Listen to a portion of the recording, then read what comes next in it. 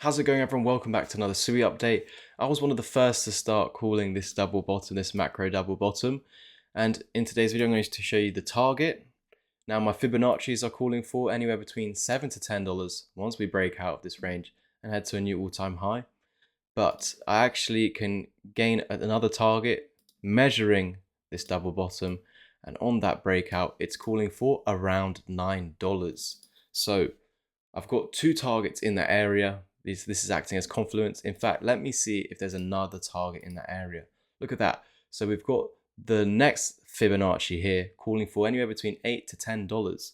So many things overlapping in that area, with price never being there in the past. We have no historical data, so the fibs or chart patterns are going to be the only ways to gauge this market and future price targets, as there would be no expectation through a pattern beyond that point. Maybe a correction has to happen from there. And I would just say that altcoins in general do not hold on to their gains, so it must be a take profit point. Well, it's down to your strategy, but that's what I would do. Now, I do think it could get higher than that, as long as the correction it forms is not breaking down through $4.20. We can see previously this dip was 67%. Now, if we saw a similar thing from there, it would actually take us under $4.20. So if that were to be the case, that would have to quickly be recovered if you want to see $10 plus. I think that, in fact, if it were to hold and a higher low is created above $4.20 after reaching this target area, that $16 is potentially the minimum it could get up to.